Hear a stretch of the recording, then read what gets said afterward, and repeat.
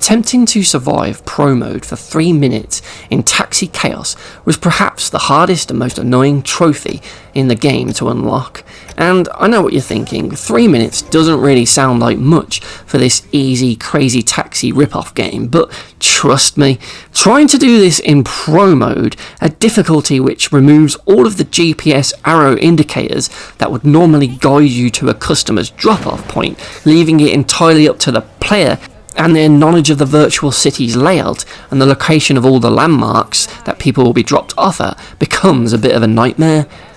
I mean, hell, I had enough trouble dropping off my very first customer in pro mode before the timer ran out. Never mind doing a whole bunch of customers back and forth across the city to try and increase the time and last for 3 minutes. Jeez.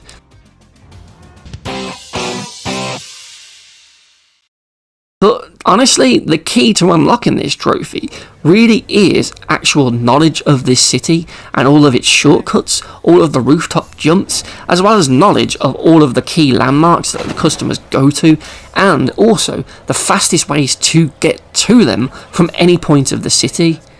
It's a real tall order to try and remember it all, and at first, when you pick up that first passenger in pro mode, you'll have no idea where the hell the noodle shop is or whatever the location is that they want to go to, and you'll likely just drive around aimlessly, praying for that arrow to come back and just show you the way. You'll just drive around trying to find an area of the city that you actually recognise to try and orient yourself, and then find the drop-off point, swearing as you go that this trophy is just BS and impossible. And honestly, it kind of is and isn't BS really. The mode is really tough without the arrow to guide you, granted, but this mode is for when you have played the arcade mode multiple times and you've got to know part of the city and you kind of know the layout of the map. Think about like when you first played Grand Theft Auto 3 or Vice City. You didn't really know where you were going at that point, but by the time you completed the game, you could drive around that city better than the city you live in real life, I'm sure. So I think that's kind of what they were getting at with this mode, but I do think that unlike those cities in Grand Theft Auto, this city could really have done with being a bit more memorable. I know it's kind of loosely based on New York, but a lot of it is just grey buildings that sort of all blur into one sort of clump, and it would be better if it was a lot easier to distinguish certain sections of the map, as a lot of the times, like I said, it just really looked the same, and it was only really when I would happen to just randomly drive down the road that just happened to lead me to the sort of Central Park area of the map that I knew exactly where I was and could kind of reorientate myself to where I would vaguely think the direction of the location I needed to go was. So I do think the design of the city itself kind of works against you in this mode, as it's just so bland and dull that it makes this trophy harder because it can be tricky to figure out where you are and where about those locations and landmarks are that you need to drive to.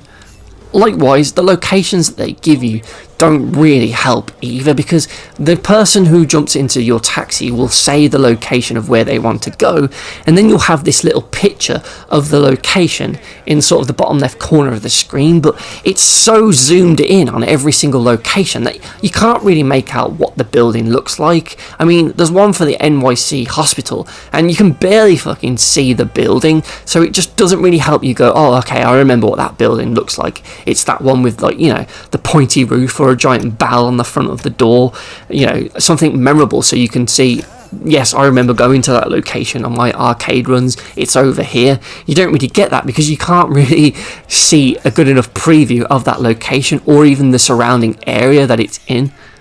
It's not all bad news though with this mode and this trophy, as a good thing the game does is that it keeps the customers in the same place whenever you restart this mode, so you can try and form a route and get further with repeated plays if you were to happen to spawn in the same place as your last run. And thankfully it is only 3 minutes that you have to survive in pro mode, as that is tough enough, though this trophy could have obviously been way worse if it was like 10 minutes or longer.